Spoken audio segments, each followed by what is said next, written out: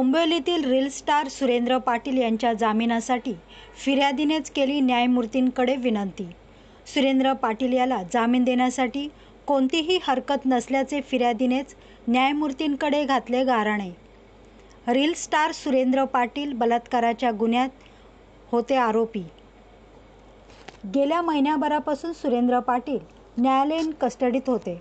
फिर्यादीच्या विनंतीनंतर न्यायमूर्ती श्रुत मुळे यांनी देखील रील स्टार सुरेंद्र पाटील याला 25,000च्या अनामत रकमेवर दिले जामीन। माझा भाऊ सुरेंद्र पाटील त्याचे ते फिर्यादी होते, ते जज समोर येऊन त्याने साक्षी दिली का सुरेंद्र पाटीलला बेल देण्यात माझी काही हरकत नाहीये।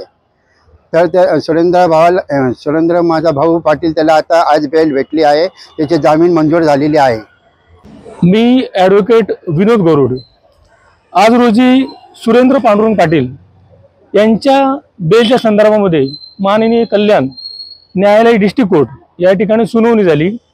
त्या बेलच्या अनुषंगाने आम्ही आमच्या साईडने कोर्टाला काही पॉईंट सांगितले आणि त्या अनुषंगाने कोर्टाने ते ग्राह्य धरले आणि सुरेंद्र पांडुरंग पाटील यांना 25,000च्या जात मुचलेकावरती सोडण्यात आलेलं आहे। ॲक्च्युली यामध्ये दोन पॉईंट आहेत।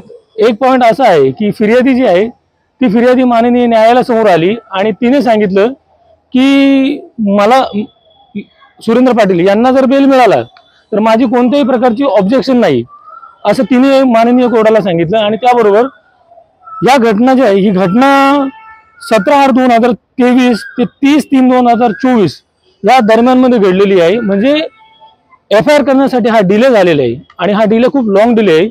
तर कोर्टाने ह्या दोन्ही गोष्टी कन्सिडर केलेल्या आहे की इतक्या कालावधीमध्ये त्यांनी FIR का केला नाही किंवा फिर्याद का दिली नाही, तो महत्त्वाचा मुद्दा। आणि त्याबरोबर फिर्यादी स्वतः सुद्धा आली आणि तिनेही कोर्टामध्ये सांगितलं की सुरेंद्र पाटील यांना बेल जर मिळाला तर त्यावरती माझी कोणत्याही प्रकारची हरकत राहणार नाही।